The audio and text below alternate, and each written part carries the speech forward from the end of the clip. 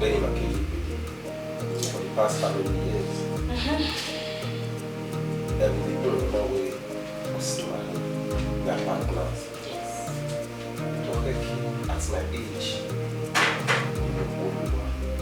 we needful. My personal wife. I'm so happy. It's no time again. You're not going to be there. You're not getting younger, we're getting older. I know.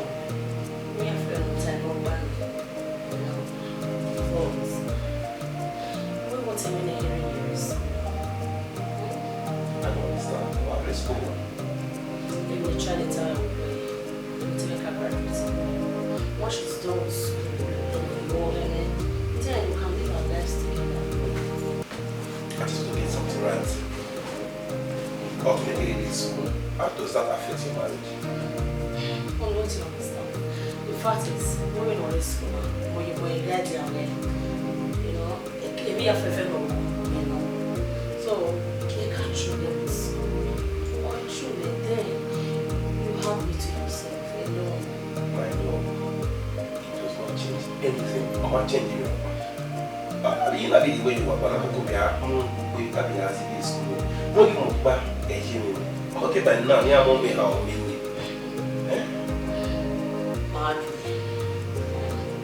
Yes, my very highness and rapper.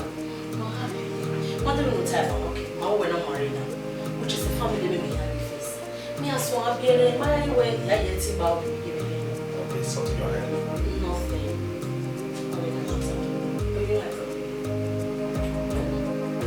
See, I'll be the happiest person to get married to. Why not now? Very soon. Please. No. Hey.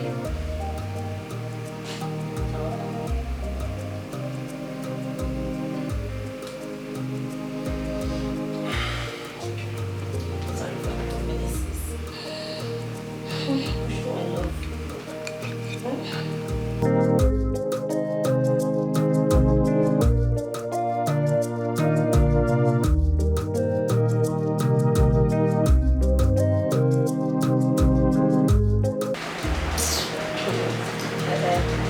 Babe, can you believe the nonsense I'm saying? Oh, we told him not to go. Oh, we don't know where 200,000 really. You get sued there and went for. What we go for? What money here? At this time? Oh, me show him Natasha. You must show him Natasha. Well, shall I not go no? Also, no one I negotiate. How can I get full sickness when no way this is your fee? At the end of the day, who will move for? Just like that. Who will move for? Let me body tell. Let me boy. You want hell? You want to give up boy? You want to give up boy?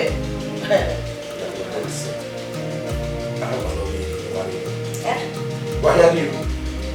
Who believe it? Oh, only it is only it is. She need to suffer for this. She need to suffer for it because I'm making that any go here.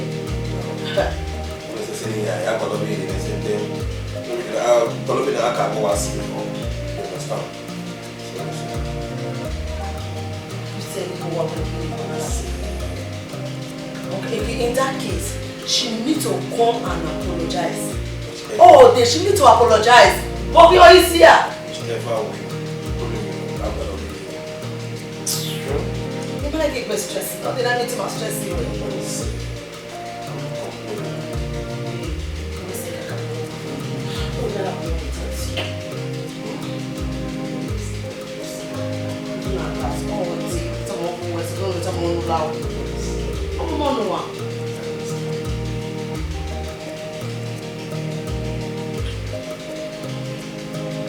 Peter,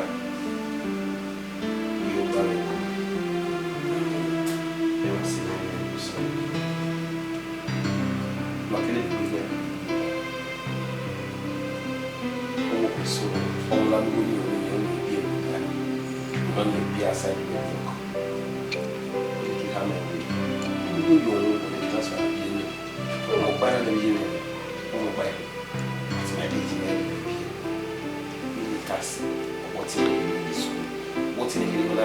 school, it's that set school. You work by me. Yeah, money. It's okay. How? Where were I telling you where not you can't finish school now and work with marriage?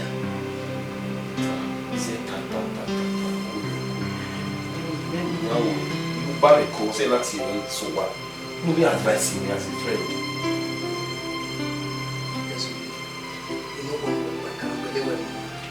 Oh, you have fair. But tell you no, I think it's simple. So what about only matter me now? When not you can't finish school okay with marriage? Then we now will get it. So you are right off immediately. He said it to him away. Was he walking? Couple of it. Man love is a different thing. It's a different thing. Maybe here and again here. We don't know whether we are going to see me continue to finish school. I think this is going on. What's in the way?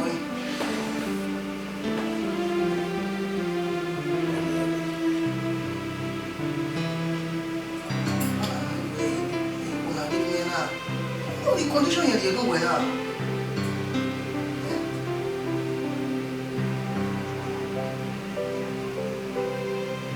Yes, yeah, me at time when you are saying this is when we're simply not trying to finish school. Understand? Abadon. Yes, okay. Domosa. I didn't carry mommy over. Emma, you must go there. Ben, we don't know. We tell we are to the mid miscall, tell you to my neighbor, my mother in law. You what you will be tea. Mammy, where you ready, where look out. What's it? He said, what's the one now? What be a Cuba? Wow, Zoki.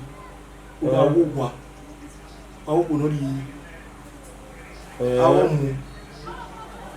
Go on there, go on there. Where? You know, what dear? Baba. Who Calm down. Anyway, that time I'll be more big. Just oh, come here, only you. One minute, not going to go not get with you. Only way or seeing the school. I'm not letting them be school yet. You understand? Okonuari, what in your school? I don't know back what I'm away. Who's your been or your car school for no good? You love her. I think we're being we all no love her. So, see, very soon, but maybe not at least not in next year. We are there. Not in next year. I'm a fit when I hear for never going to calm down. Next year. No, can we count down? We have balance. Baba, I worry. Then you know you school we go to this man you school, but me have few money to do your day. He no. About come on. Oh, we walk on. Oh, we walk on. Oh, one no boy. Look up bobo with you. Mao.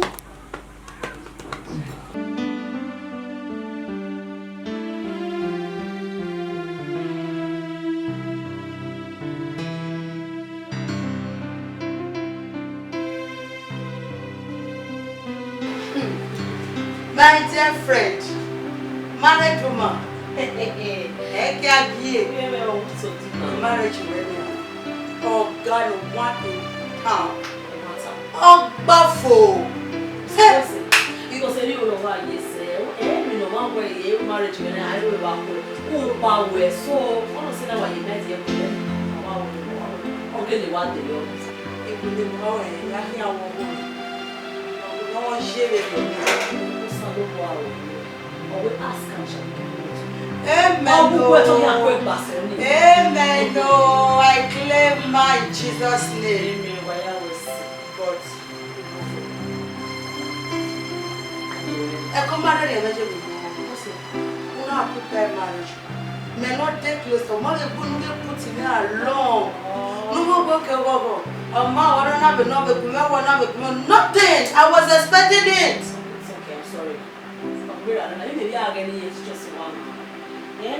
You You know you only get stressed away, so all the while did you say, okay? Now you monitor what the only way you did. So you came and you be as happy as before. Your mommy show at all. So it wasn't about no problem. Forgive him. Thanks. So what do I for you? Like I'm saying, if I know the aroma, my brand. Where to be able to Like I fridge, mom is saying, what is in your fridge? Two hours is not what we need to say. only Kuni now a marriage in my head. Yamu Kumen, your brand in your body. But there's some vacation again. We are there, well, I ain't proud to it, so I'll bring that along. Okay? Married to ma. See me, oh. You will get a marriage in the real bed. Yes, I always say.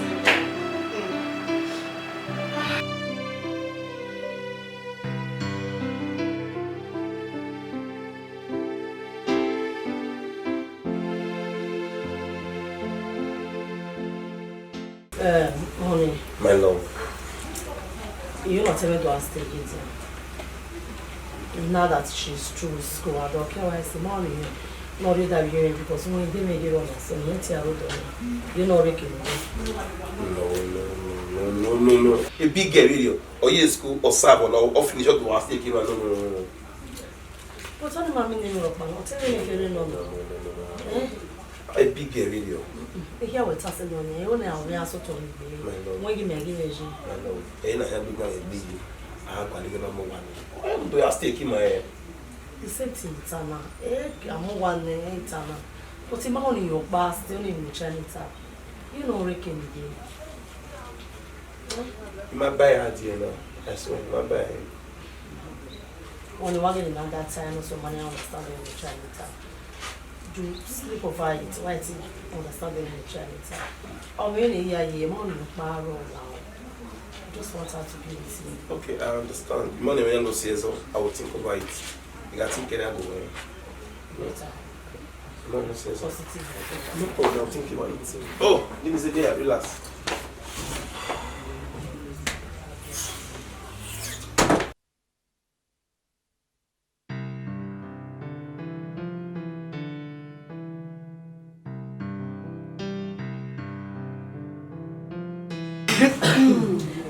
We got to know we are tomorrow, you know. What do you see? When they had to know it's easier. What gets it? And I know those taking on and only your fire. Not was taking. I think man and hope I not was taking over. I'm a married woman.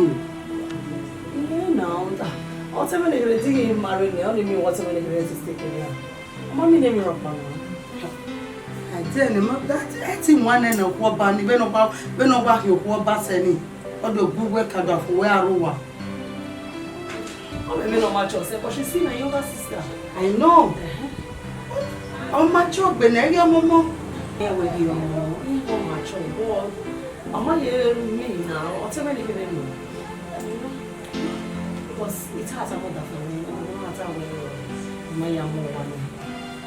I tell you, getting material with buy or one and here. We have a privacy as a married woman, as a young mother. I'm okay. Not that much time. Take what your boy. I'll tell you now, I don't want to private of anything. Yeah? But then it gets it. I'm not even idea. Okay, we don't set your bed in the yard. Oh, no. Oh, no one or retaliate here with Waji, Ulawan, and Omegoji. Yeah, why you go out of it all, rather? When you get to the town, I'm not even here to be here. So the mountain really are giving you. You know? Mature now, and I will get me pair or what kind of him what I will come at a book or kill for banner, Kababe Gaggy, because a marriage you are one cannot. Just think about it, eh? That's a perfect marriage, you know. Well, sure. Yeah, I don't know all of them now, money. But while you live, no day you know, at least it's a 200 million that I really are telling you all one day, maybe you know. I don't know what I know. How much you say so? Yeah, I'll make up the night you went. No problem, she's another sister. Yeah, so it's okay. I know my sister again. They will more at least when you give it on now. What you When you have a bar, get to a set of pen, your war, I'm going to try me. Only. No. About every time I was in a way or not. Anyway, my name is no money, they don't need anything or just give anything. You don't need them now. When me about Warona, I'm just okay with it, please. You don't understand the way they didn't even about Warona. Okay. Oh, tell me, oh, my no. She's part of me. I got more than young boy for crying out loud. The way it's just a simple answer. You money day. Who money day? Okay, we should put it in there. Can you give out here? So to every day. Where more money? I'm answer. You money day. Only Makwe, I want her here. You know them now. Okay, when you Makwe or here you Nania. Only Wakwe. If I see no. Wakwe, at least if you are loving me, if you love us supposed to love him now. What is it? Okay, what the time? I will really be a time. Get at the very time. No one a better answer me. Only I want her here, or what? The book if you me out, you want to you would date. Where to try? Do more where you wow. Do what more where you want to put on. It's time I went who must grant me. It's time I went I want her here. And in no distance time, or it's time I went Ah, they maybe that we go no matter they me now. Calm down. What he going to be understand. Let me see so. What is the love? Who love you or no has to do with you? What you saying, yeah? Since this on I mean look where you are happy. Yes. Better.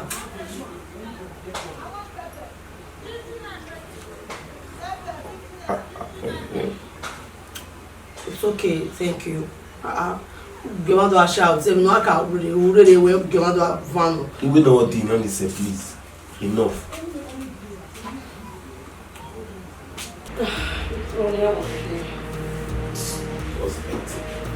I'm begging. I know why I totally sure where it's in the world.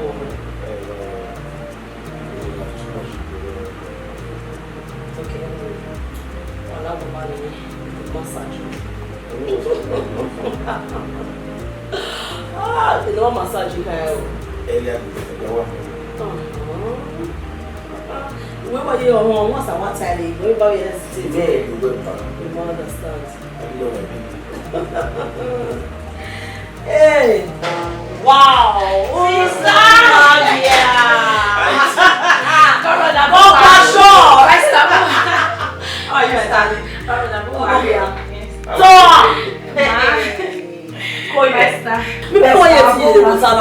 What's your name? Oh, Bokia. So, but I thought. Oh, yeah. Yes. What do you do? Can I see the Latona? Momosa. Here to the left. Ah, oh, my sister. Oh, you're not looking bad. My hair, but don't you service, eh? Start. Imerana. Get fresh. Start the way. Oh, no, what's it be? How do we not away? How long would they give us too small? But you are fresh. Status of the bonnet, you want to know? The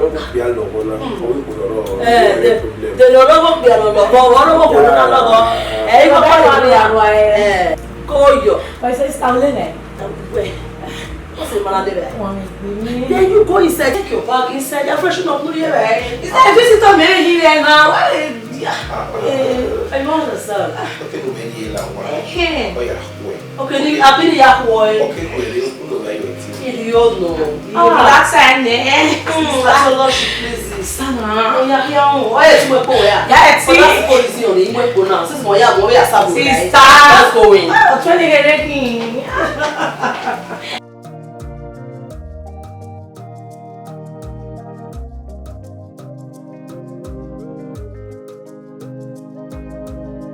Oh, my book, now we're saying that's woman. So cool.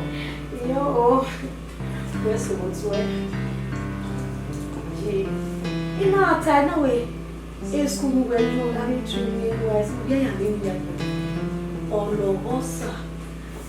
That's many you are now. So, you may be a name. You left for Ulule. In our one of them, you are. I got him. I didn't know from my son.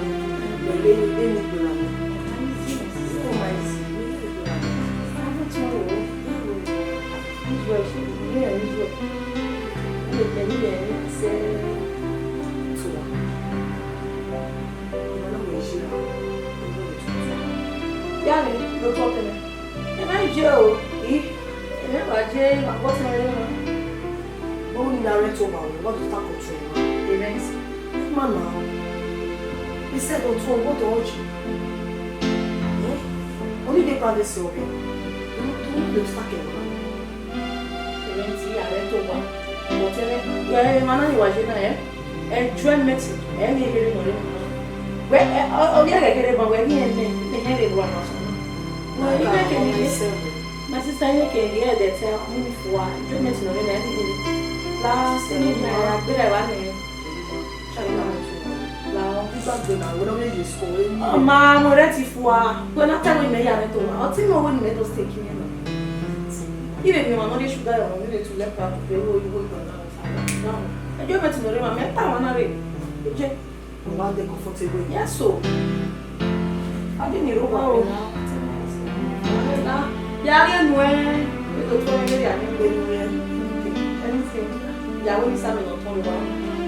La totally ali mo ti gbenu ya o ti obo fi an wese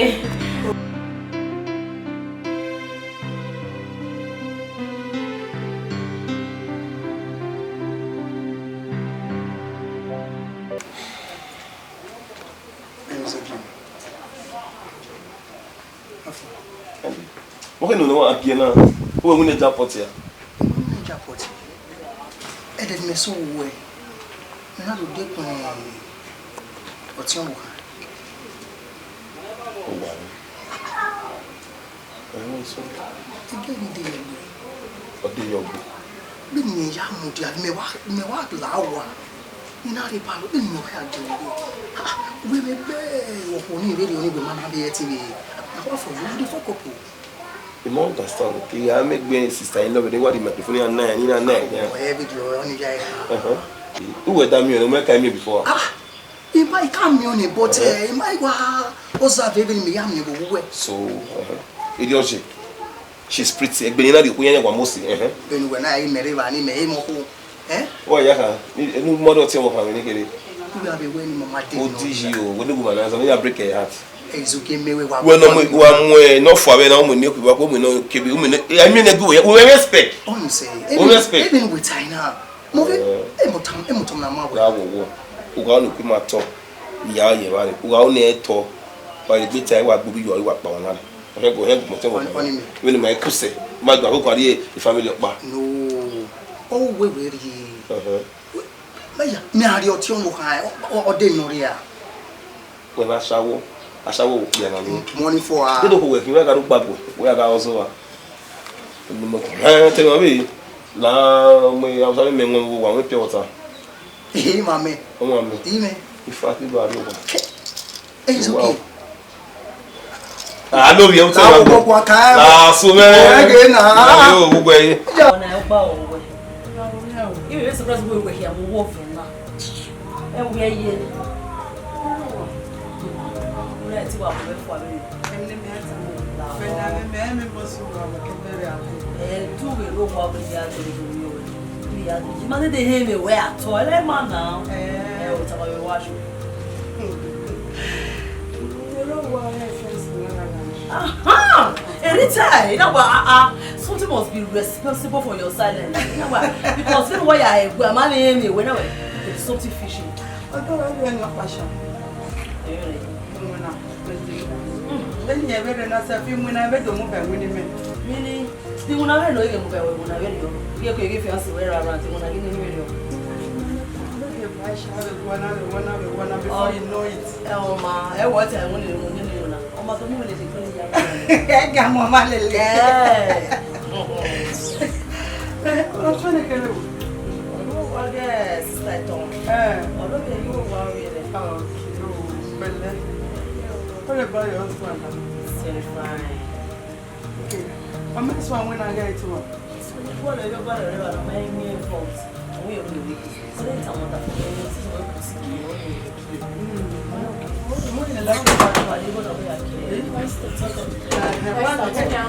Like enjoyment for mom. Me wait fatty. Yeah. What's the other fatty? Or you are Okay, see, then I follow. Oh, Baba, where are you going? Tell my country. Oh, yeah, it's time. My country, yeah, country. Costa. Ayo. Is that where I must say? Ah, Ita. Sabe que ele assim não vou. Apio, aí vai também lá. Estava agora, até não sei. Tá só. Tu me ala já. Eu, que tem lá, e aí o aviões, All right. Vai estar. Okay. Tá mandando comer. Emi ya baro. Oh, vou fumar ainda. Vai estar. Madege. Pepe. Sister Madege, go on your power so dey awa gbo wa e. Oye, oloye. O no gba yo e. Mo na mi ye jo no mo e go shot. Beni ye wa mo na. Wa fi ebe ya ncho. You get no na. Why di pe mi e ya dress. Me ya dress. Me ya dress. The kind of that full version. Ah. On way.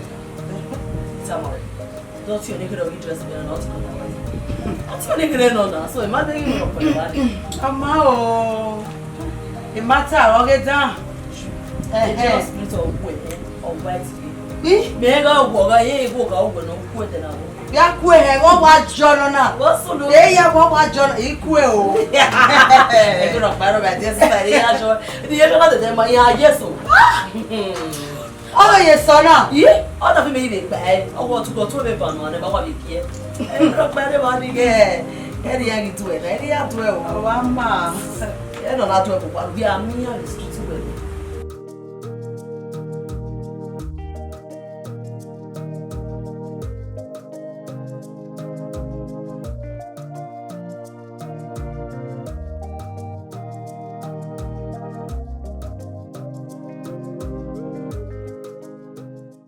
Zubi, Baba, ọkọ ẹ̀rọ àwọn ọ̀rẹ́ rẹ̀ wà náà rẹ̀. ìyá ìwọ̀n tún ní ìgbà. Ọ̀rọ̀ wà. Ọjọ́ àti ìwé láti. Yẹ́yì, ẹ̀jẹ̀ ní sí ma, pàpà máa rò wá.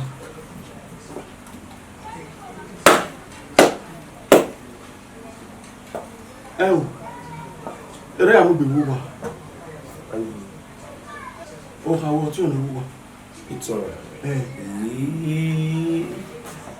ilé wọ̀ ya mọ̀ pé ọtí wọn ṣe ta.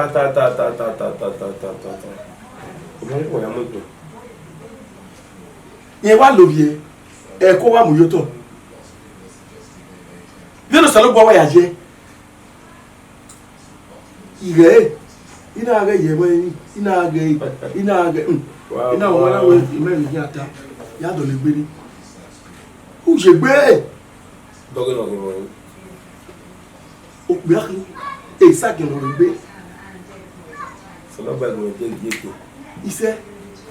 Ẹgẹ̀ nímúri agbọ̀n ọ̀wọ́ àyẹ̀ ní ìgbìn. Ọwọ́kọ̀ sàyọ́ kí ni kiri. Ìgé nínú wá tẹ́lẹ̀ wá ní Nígbà bí ààrẹ kí wá jẹ́ yọ zẹ́. alàbò kí. Ẹ ká wá rẹ̀ rúdá wẹ̀fà pààrọ̀ wà. Èrí tá ẹsẹ̀. Ṣùgbọ́n pàna ẹgùn mẹ́ẹ̀. Èrí ọdẹ o, èrí ọmọdé o. Sọlọ́pọ̀ ìwà àṣàgbégbé o. Wà á dàgbà ẹ̀. Ọ̀rọ̀ àmọ̀ ìgbé ọmọládé yọ, ó ti ẹgbẹ́ lọ fi gbé gbé. Ẹ mọ ta mọ́ mọ́ nù. Ẹ mọ́ mọ́ nìyà. Ewu tàmà ẹ̀ làwọ̀ ìyẹn òpè ákìn Bàbá òwe rán. òwe ni ẹ wọrí ìwọ́n ẹ̀ lẹ́gbẹ̀rẹ̀. Bọ̀ ọ̀hún ẹ̀kùn wà bẹ tiẹ̀ wíwèé sì dàbí tiẹ̀ wé bẹ́ẹ̀ ni ọjọ́ ló máa gba owó náà fi ẹ̀wù yẹ. Mẹ ká mọ̀ wọ́n kí mẹ́wọ́n mẹ́yà bọ̀ wọ́n kọ́ ẹ̀ wọ́n náà wọ́n yà sọ. Ọ̀gá síbà ní àyè. Ọ̀gá síbà ní àyè. Lọ bá náà wọ àgbàdé sówó wà. It's okay.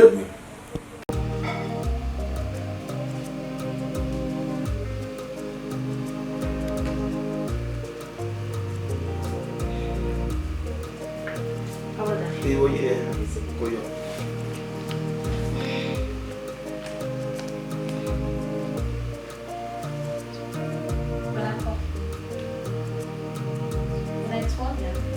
Ọkà sọ̀rọ̀ ìfọ̀n kí n gbéra pa.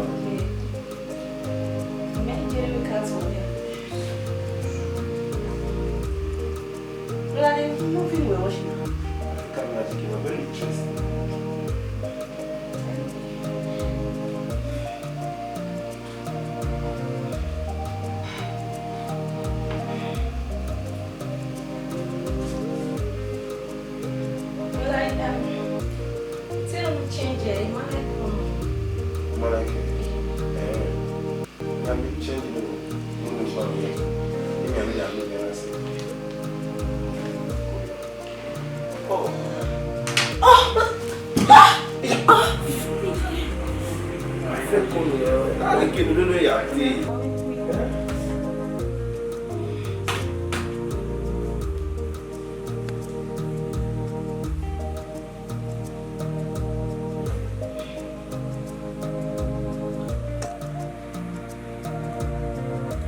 It's okay. No one are picking and seeing us. I can't do so well. My time, my mom is saying, it's okay. What's on?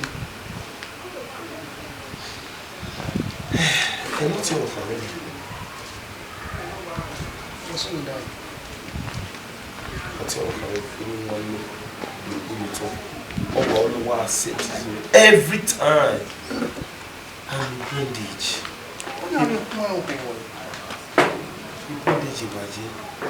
Every time I'm in settles me. I'm not going to tell you. Near the time I need to move what I need to do. Surely get Bobara. Only lady went up. Why are you crying? How will you do that? Only who went up? Is okay. Any yafefe or Jane Atama or anyway. Who not put get a woman. Get a woman, date me, date by now. In my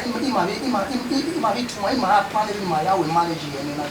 Don't be not scared with it as well. Hey, way. It be a whole Kupa Kegabo. Why? It's so for women and Yaya, you want it. Don't move on, I don't move. It don't move on the home you want. I want me banner. Oh, we were feeling, we know how again, we know how you will come to our suspect.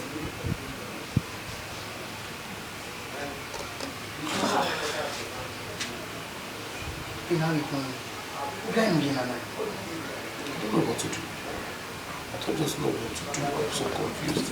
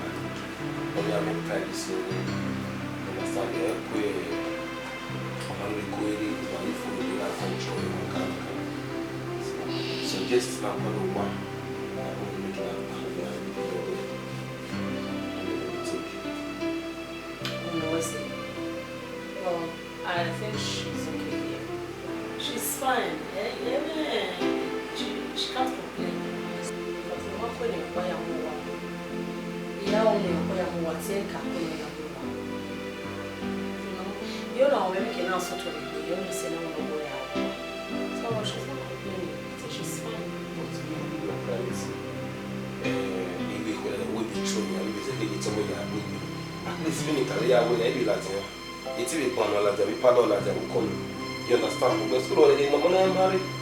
Anyone keep on your so take on coming about way on. But the twin and the other one I don't have that kind of time. That kind of chance a little. So I think not making them see boys go down. Honestly, I still exist. You know why already.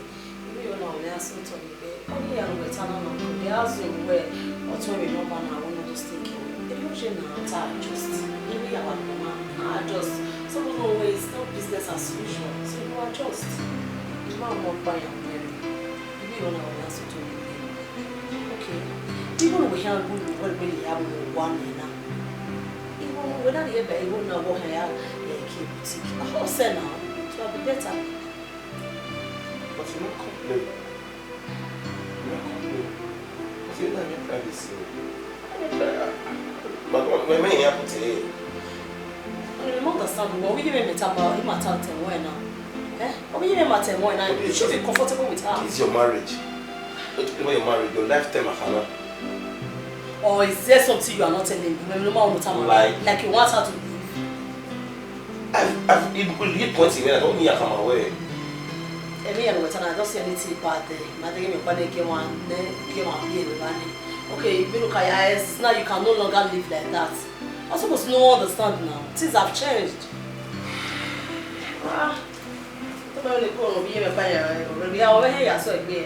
Meti allowed in on this hair. All of a week, you can't know when a warm or you don't know young in a hair. Let's see back.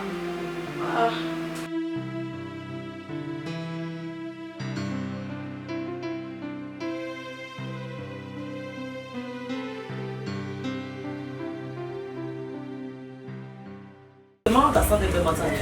I can't have more working. The mom one or two away on property. They cannot go on. I'm supposed to sit for the year. I'm understanding better now. Okay, no, definitely. Maybe it's not a good travel in Yamu. We are here to stay. And the reason is that that's not enough reason. Because you want to give me a quiet running. They know it all. I don't know what I have for my son. I'm not going to when my charge you have there when they came avec the monarchy, and then I have a routine of that from where Yagi set in Yao bag and Yagi set in Naya women no beer market no way. It's loud. Don't need no daughter from a man like a or what man like emotions to you. And they will deal with that. As I am at him no hearing that. Even here, wasting a renter apartment in the here. Oh, what's the moment you go to pay go to buy a ticket? And we're going to say people, and I'm going to have. Just listen to him. Tell me, oh, Jim, no, I'm not better than I know we are with me. Because of the reason of your good time, you have your reason. The reason of the master, the reason is not enough.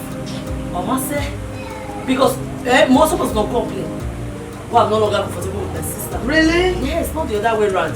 I'm supposed to complain, but I'm fine with her. Mommy will know where. I do no shot. I tell me when I get no shot on the bottom, and I know I already done it. So the phone like him miss, I have wasted open. So I cannot go on. I'm supposed to go here. I love you, not so you should be able to love my sister. Problem, just take it. I understand. Oh wow. It's okay. Brother, hey, any period. Many act with me, or walk away with me at that. It's okay, go I know my work by one. But you have any get on. In a while, ye woo. It's what you came in Sydney trouser. Oh, if you don't be a boy, is that time? Well, tell me what time. It's okay. You don't understand it. Oh, I'm not being measured. It was a lot. What is it? Been again in Moses said, been a bed. We might take back the bed. What's your community? Who will be working? Oh, I know my brother. It was an hour. It's soon on the way you are lower with them. It's soon all winning, all with my vacuum. Last, all the one. You can't be losing our word. You're nine. Where's here? You know that the way I'm watching or communicate or came in Zippy Traza. It's a lot. Who's on the walking making Mossy? Or can I say, or can I make it so? The devil no Lueni, all with my vacuum. Now they understand it. I'm so disappointed. It's okay. Who will work for call? You may worry for a while. Who will work bound? You know, only Moses. Anyway, I was you may understand the way. La money for no tell Macron. Me go me yanko man you Uwadiae when you tell me away.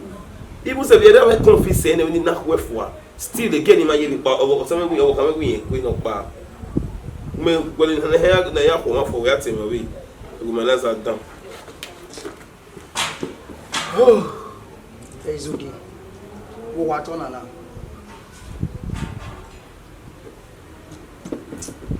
It's okay for. Do are you one? Fuck off. The came. Let me go home. We are passing here. Yeah, almost one. Mama was so one. Even was one. I try to see better to the way. Why we are loving me? Are you one? La pizza. Oh yeah. No shaking. Yeah. Omana. Omana, cool. Okay, na ciao. All right.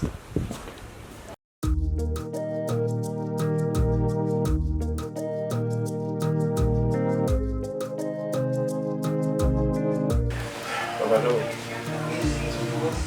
Baba, you know what to do. Me ati wa do me what me ati. What do me wa? Baba, when you gonna be give me time. They give back in the Lawana. Also, you bring me the one. That's what you want to do.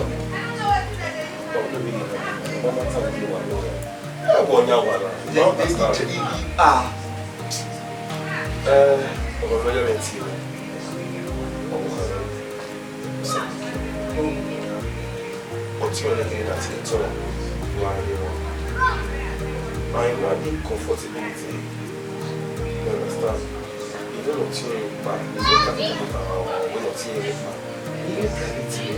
Yeah, when we be true to them, what yet be doing good, they will take one. So many things they might be free. It's a work that you know. Need to move one or two to make number. Yaga San over there. So, boy, you don't know the corner. Anyway, you need to wait one of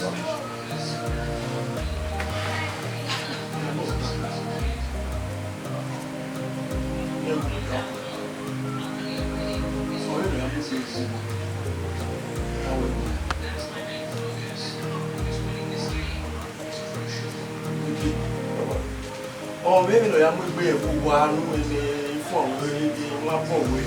Oh, everyone because man need their run, you know, but my phone for their home. Out of back on me.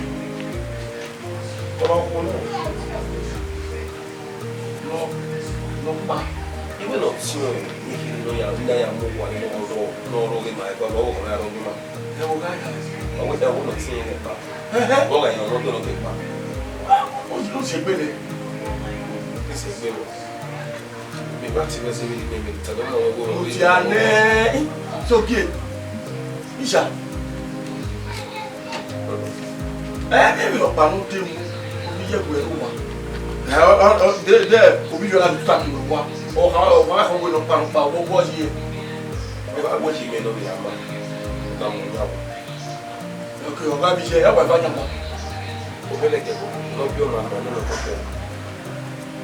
yeah. Tell me about the way, no matter the way. You know what that only way from that. Only make Tana. Then we get that one we want to remember. No be just one we want to remember. But how people are we in way? Why we need you? Okay, men who work one way. Well, when the veto right. He make that. The veto right to me, men who wear. Oh, how what you know no rather. Okay, or Mane, no, me and my colleague, or the Kino Magnon. Oh, a good cat. Oh, you're not sure I wouldn't be seeing you. Say, I don't get away. But one of them, you know that, only there. Okay, where you're back. What have you been?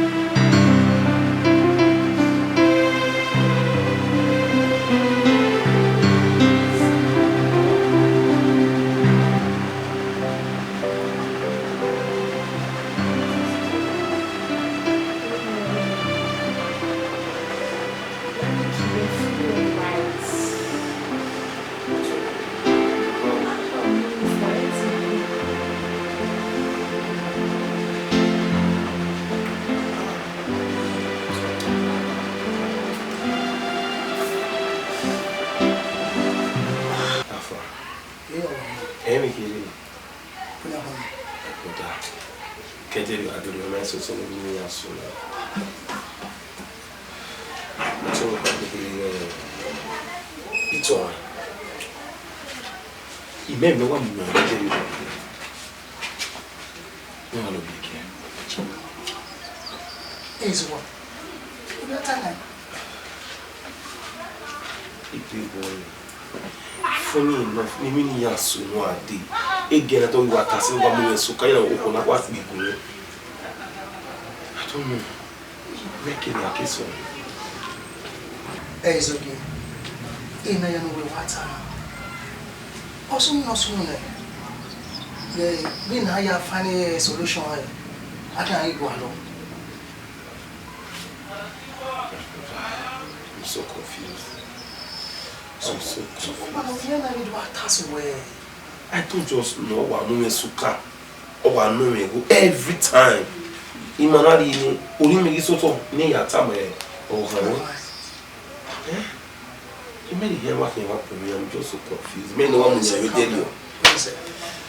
What is na solution I have got already or soon or soon. So when I feel my work can done and while the solution ya yala. Elia the better my brother. Please. You know so. You owe you everything. I want the convo. You are hungry. I said now. So now. Temptation ahead. Temptation so many.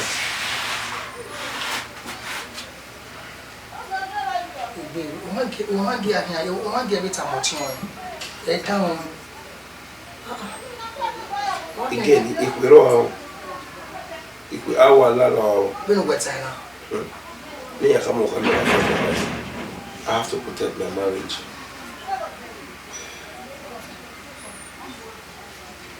The man understand the outside water. Oh, yeah, the rate of disrespect. Not only why I give you brother for me, I can't say. Ultimately, didn't respect other for me at all. What's that? You understand? Damn, you have no time. Yeah, way. Oh, one way to Baba. I'm also no the no water, no night all the time. I am in you. Cross you.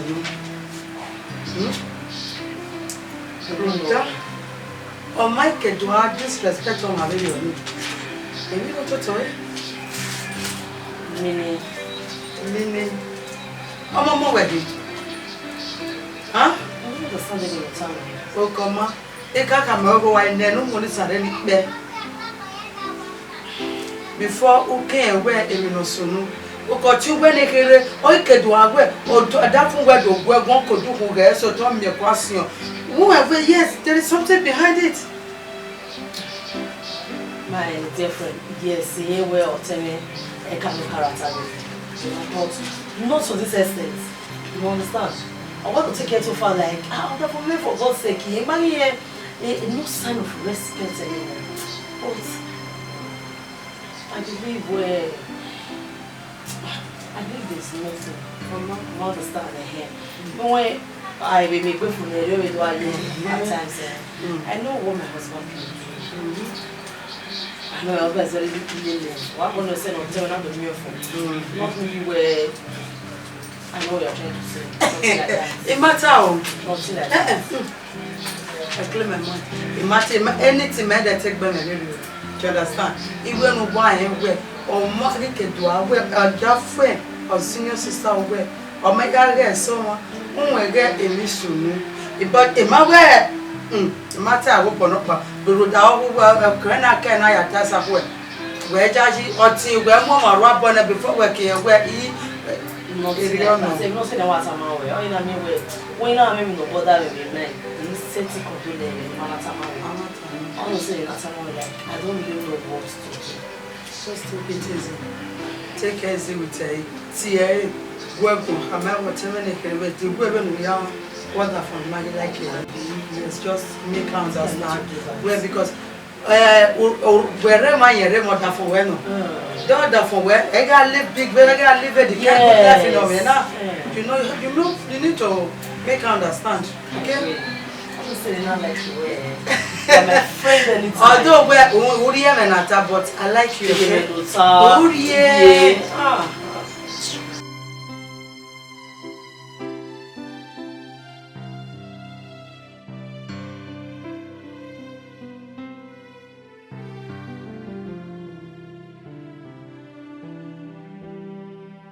I see. So I need to hear about the level of disrespect. No, we're not that for right now. You not like it at all. How can we not make you? Why not your two and do you? Why? Maybe this respect all that for me before you. A doctor. Then where do I make big spirit? The what I'm here. I'm not for me. I go against Sila. Okay, we go go at so what fun. What also know? Eh? Oh, go try that way. Then another for me. Sister, you disrespect our way. What are you saying? Get to be told me. I don't know what I'm my boyfriend me sure see. It be what balloon. Disrespect our way. Do a boyfriend you will give me a shoe. You should know where to take your grievances to. And we are poor and another for me. We go walk coming. Walk away. Okay, the transfer aggression has got the 1 year to 8. My sister, don't try that again because oh no why or Marco. I took my react so green. Don't try that next time. Yes, you don't because I help my mom where you are going anyway. Today we must talk about it. Don't even know where we tie. Oh no, so do not repeat it again. I will go try. Yes, sir. It did.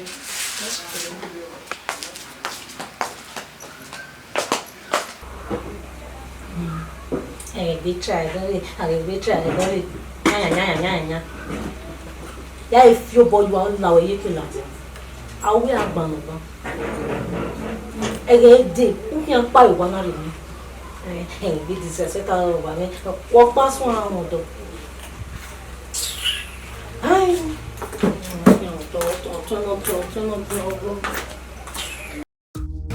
Peter, my house is on fire.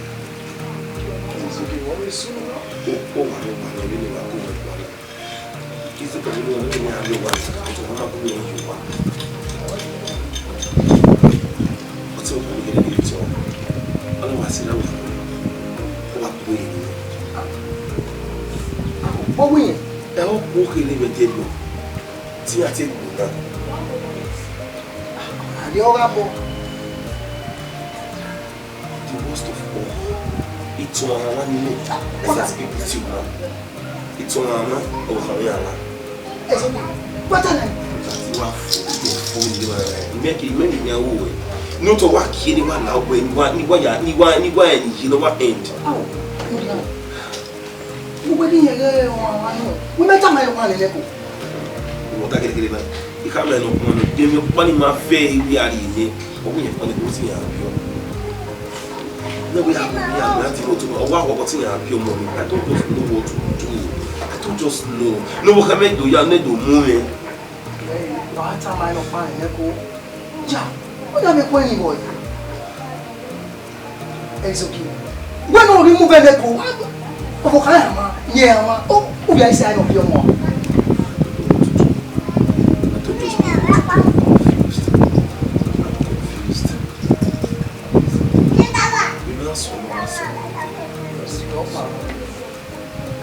Your wife can be pregnant and your wife's sister will be pregnant for you.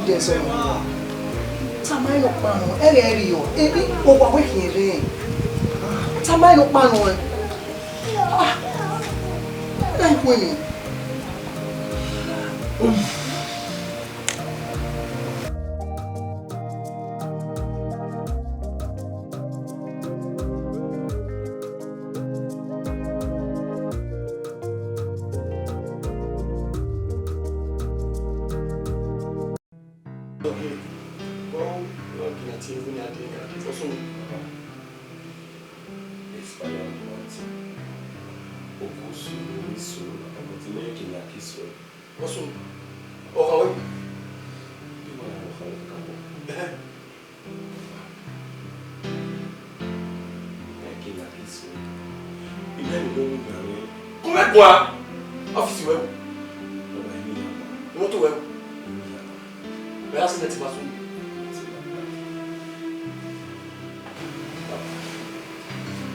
So, it's all. You know what?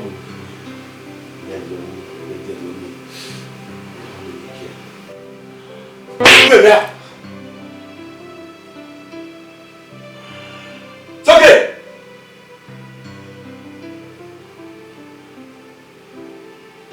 From where I was soon.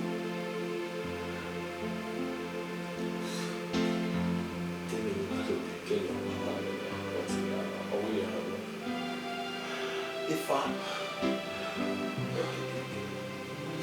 it's okay. Now, but you won't go anywhere. You won't go anywhere. Buyala.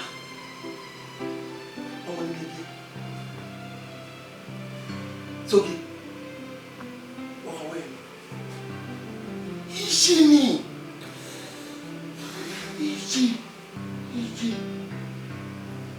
It's okay if I go. It's not ever get done. It's okay. I'm finished. And the way out solo.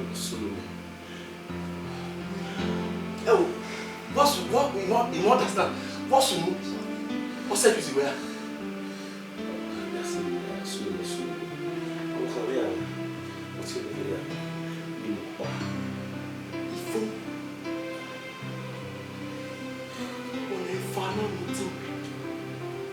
What can I? If I it's okay, what can I?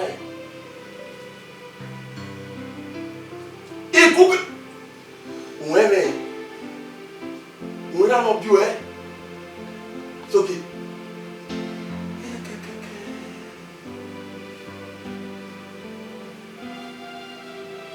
Watch your way. What you doing?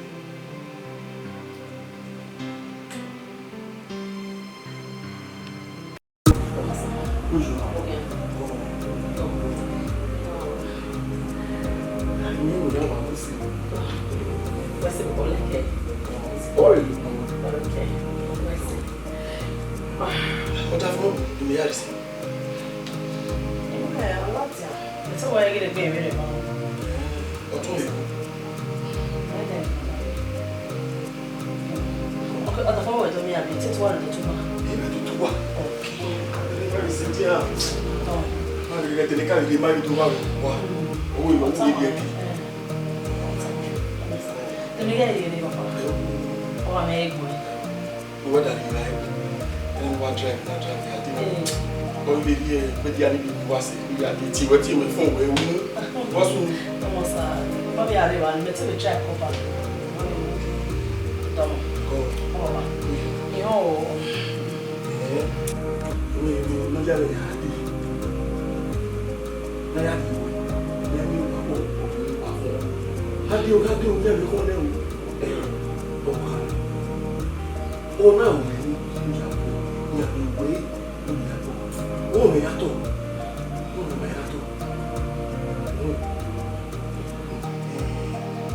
Imayayi pita we na man yes ba. Yes, sir. O we na we oho. E mata. Na o mi ya ya. Ni ya we. Man we that. One is look at the camera. Just ask me anything. I saw where it's within my power. Yeah, you know said. That's nothing.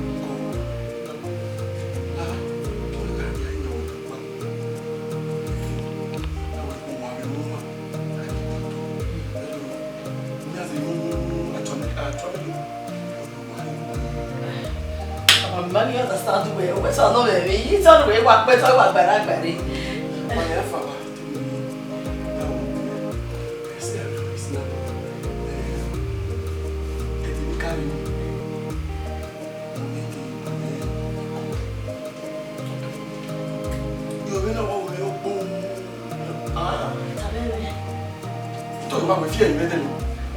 Upi wa ya loy. Oh, the family member tell me what do you give up? I'm so afraid the way. Me la fi mi, o mi ya kama. No, only it's not a member giving you one with Baba to that extent Baba dey feel me. Omo me tell me at all. Upi ga upi lo egbe, that wa mi gbe, ene mi. Baba na we gree. Oh, well, le kemi no wo je wo ya boy na. Mi o yi pa mi o mi ya ki o bi wo we ni ya bo ya do we. Wa ya bi bi mi o ya to. Ni wa gbe o ma. Jesu mo pa.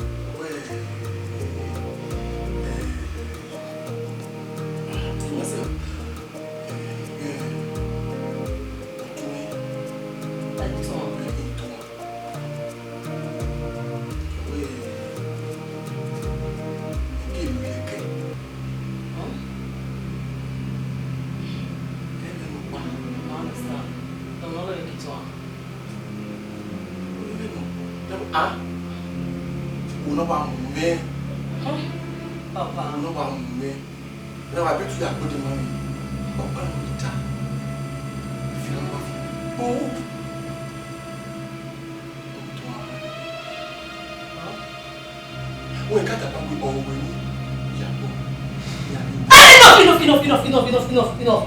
Baba Daddy, also baby, you understand? No, Baba, make it clear. Like, we don't understand them in tattoo. Who acted drama be in reality no or two no do ya that make it where okay, no get many answer. Baba, you understand why? Where? Baba, when I wait to one man, who can't say what the family get to one. Then at the same time wait to one man, this one of you tell me.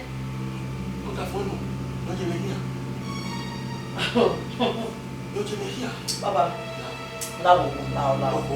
Baba, now. Oh, no. Okay, and I will tell me, also like someone where you count down the young boy. Okay, but my mom has started to try to where, but if you may be a provision or more cone. Well, they are people, they give up. What's your name? Ah, you understand? Only no give up. They are all wait a minute, only no give up now. Wait, no give up. Imagine a berry. Imagine baby. Oh, yeah, yeah, you want the home. Where? Give me no soon away. Okay, mother, okay, why you tiny? One was set time, oh, I get them aware. Mini words. Where or the for him we call telling. Oh, I get them come aware. Okay, now. I don't want that. Then you tell me. Go come.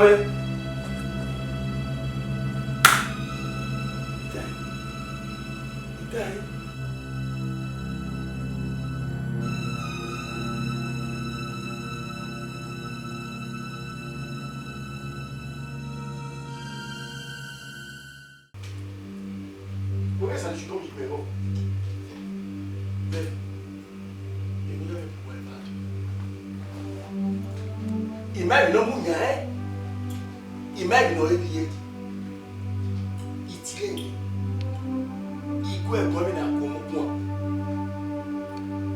e no muye igu no amu fo owe lu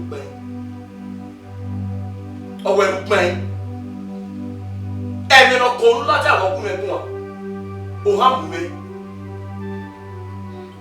imagine no mo ti yan I'm not going to spend my life over there. Go on another side to go to the hall.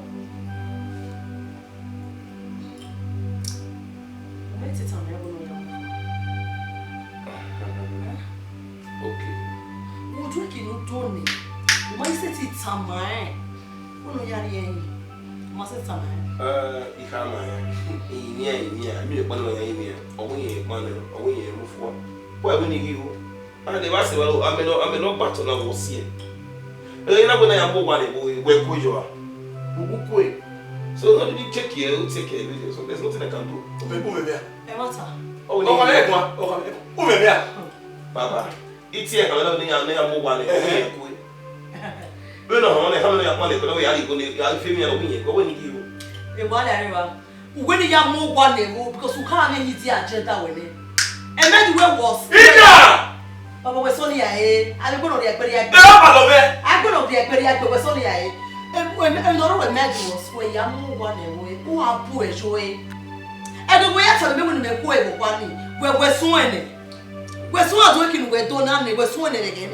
Who's the one nobody far from the canal man? Then what poor show he gave me also. Otherwise, if you see, and wait, when no man for everything I did for you. On a yes, I say, it's a matter of money. No, but I get quite all try your back home, a corner in one. Uwadiae, you win one. Okay, eh? What?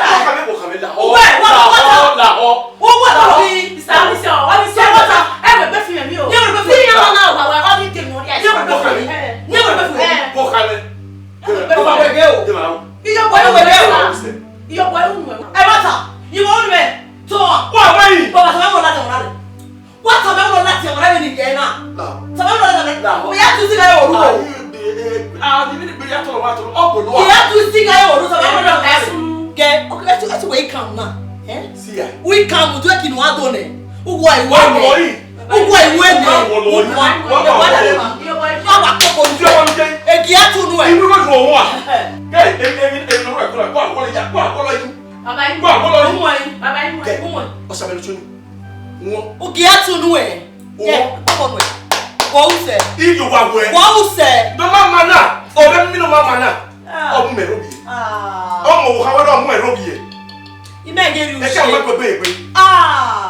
Il m'a dit de ménager ou que ni ouais oh. On va se dire ben ouais ye be.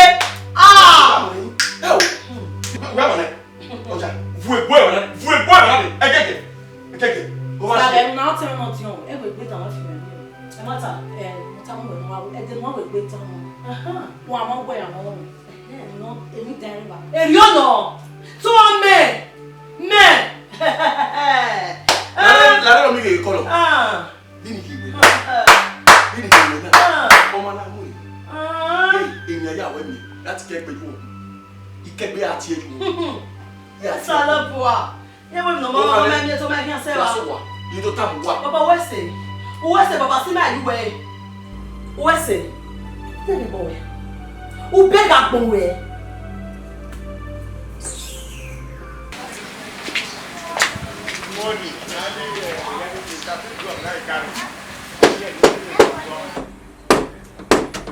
Money. Costa. Ma. Oye, sí, Costa. Buena. Oladiae. Costa. Belore kama gise ma. Okay, ya kama. Costa. John. Ma. Hebi bi ahun. Wọ́n ní ìbínú wọn. Olórí ẹ̀kẹ́ ọ̀dá fún tún ẹ. Olórí ẹ̀kẹ́ ọ̀dá fún tẹ̀mí. Wọ́n rí wa David Noria. Tó hàn! Don't David Noria. Olórí ẹ̀kọ́ ọ̀dá fún tún ọmọ David Noria. Ọwọ́ ìyẹn gbé mẹ́bàá yìí. Ọtún gbé lórí òwe jọ̀wá. Ọtún náà sí gẹ́ skul nù ẹ̀. Láàmì àmì ẹni. Ó tó mẹ́wọ̀n tẹ̀mí àbí ó tó níyẹrẹ. To heru bajia la akia du me otene nero wa akia lao do ro be me gino wa te di ro be we gino wa ogo we ti ogo otwene otuwa no de no wa we ungele me daji e damwe agbera la ne ye wa go me gino wa that no respect we not we sister no la e we try o to ha me we go boya o. What's another little boy you are? Man! Who me to wa to gbe ba. Who don't know? Who ya gbe? I go gbe me no wa. Ya. What the mail at? Give me letter. Ima gallant. Oh. Isha. Now when you go ask now, who don't know nothing? I don't want. Very example semester. Oh well, what? Mama, you had that better do me. Why don't? When you learn? Oh dear. You make you got bottom of the down. I'm making up for me 100. Oh dear, all say down. Remember when you are?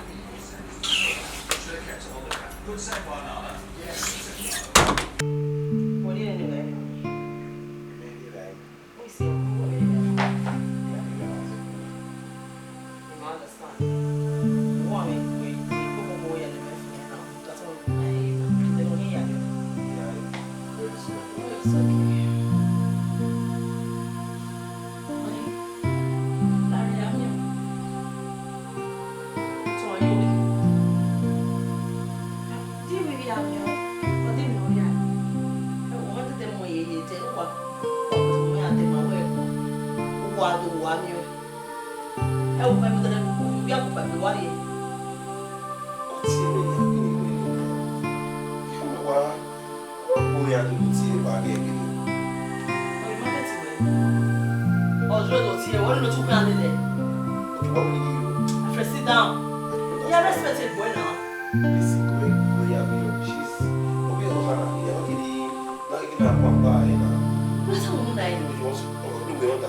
Where?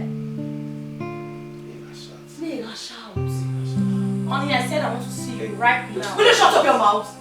Will you shut up your mouth? Baby, I want to see you. Let's go inside. My love, Honey,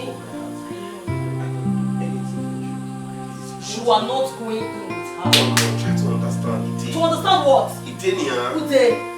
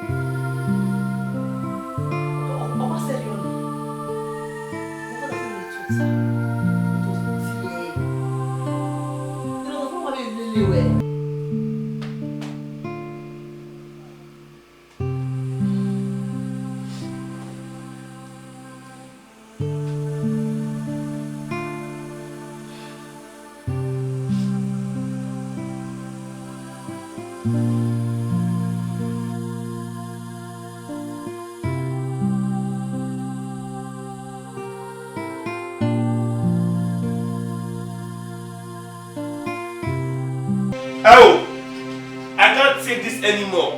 Hey, no, wait, my baby. What's I keep? Lao, everybody want to go to that boy. Everybody pray where hope poor. Why go really quietly? We go walk back. I did go young. What's my way there? Give me your door and so you have when let's live together. My baby. What do you want me to do? What do you want poor? Sayuki, Lao, please.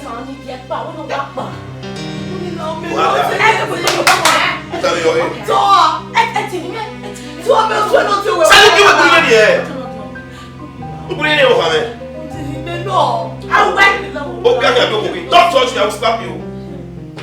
Only she must leave. What? No, you make it here. You make it here. Where's the here? I shall speak better than voice. Listen to me. I'm here with your team. Look what I can do. Sayuki, when you get now, Lawa, we're going to get out. Sayuki, we love the baby. If you like boy, we make the way have your area. Let me go and bring it. you have your area.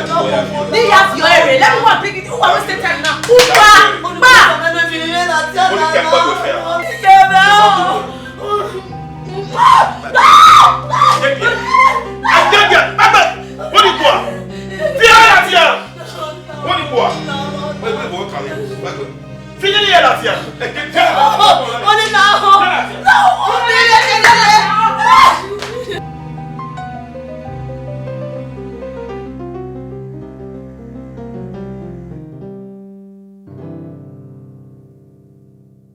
It's okay. Papa, Come your way. but don't not worry. Go away. You don't understand. Go away. Una no Uwadiae. Baba, you got shot. Shut up, boy. Where go name no soon. Eh? Baba, my love, the love of my life. You really who you want. You really who na who. Oh, Jenny. You don't understand. Say ni ya bera. It's okay.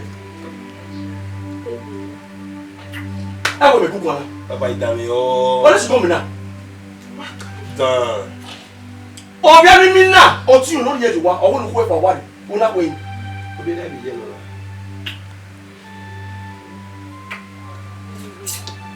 Oh yeah.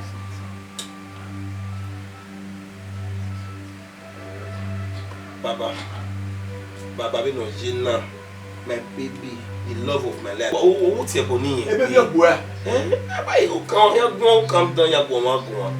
And now what? So get me. Shots. Baba, is shots. I shot it. You shot it, baby. Oh, let's go to mama now. Baba, shot it, baby. Oh, not on where you go here. Okay. I love you, baby. Go down with me. Go down with me. The man that did be up with la wo. Agbon me di mari agbon wo. Aha. Right now, a big move was disturbed. In fact, what disturbed me was the back. Hello. I was having no one. One was the back.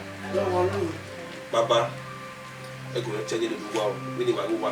We were begging you to go. A baby me time. Yeah. No, they give you. Kakabo. Who go more? Baba is here. Hey, back boy. Baba, I go and see a Ghana. You want to sorry. A baby me time. I wouldn't want to go. Ni me pa. What is stop there? Baba, listen. You better know what I want that for you. Because other people in there, let's talk about maybe the power one. Oh my God. Oh, which one again?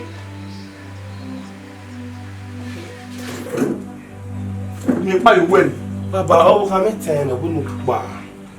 I wouldn't buy no one you were in. Oh, how many times? Every year you find me love. Yes, baby. Hey! What would you be to I'm not your honey. So, hey, what go on here?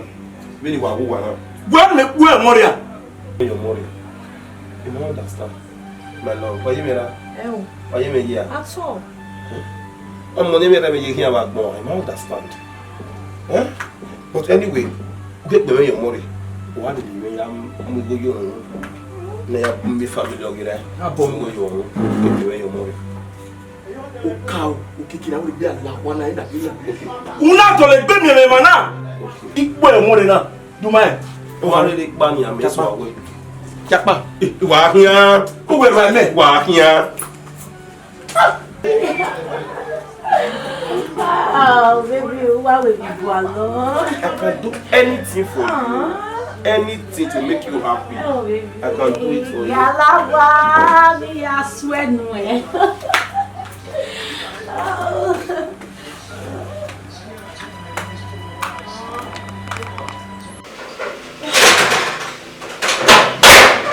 Hello. Baby. Oh yeah. What you say? Oh wow. I was lonely. No, for me, stress is good. Oh, you tired. if you want me, oh, don't believe me. Any here, stress is good. No. Will you like me? Me career with us will marry once. You want me a man? Let me phone making me. Let me phone I say making phone where phone me. Oh, stop! walking man with me. I want Oh, meu.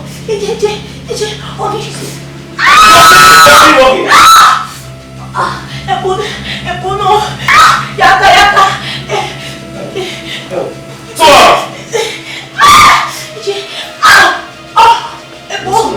E é bom. Não é de água não é. Não tem que dar o bebê.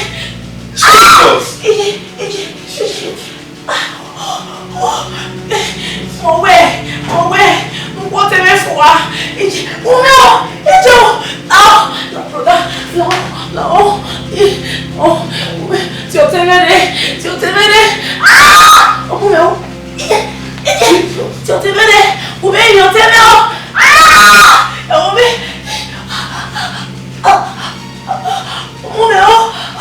Hello?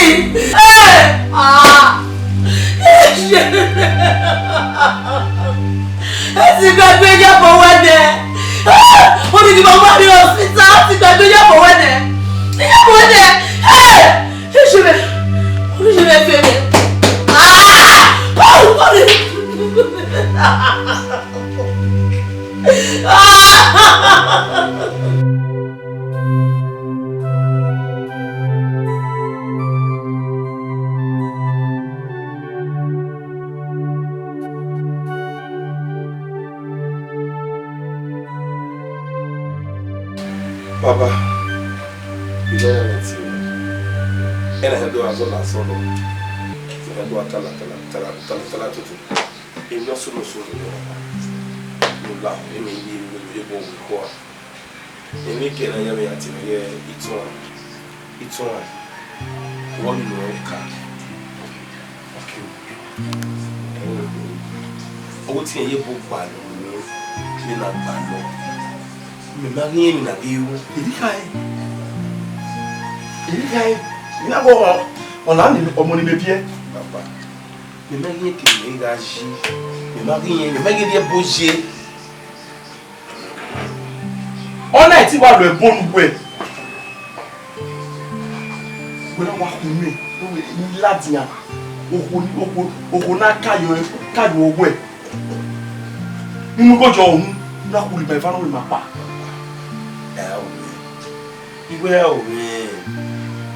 Let our men know me. I'm away being video. Me take be king and mommy at the beginning of the video. So, only one car, only a man is good. Only a man. You are car. Anything. So, I was that it was very good.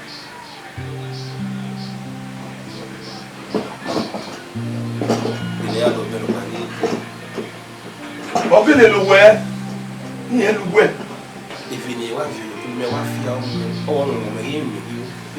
Oh, how are you? Why, I mean, every level of love will bring you. What do you mean? I see you were talking with you. I'm a rely yet, and that's a little one of you. And you can see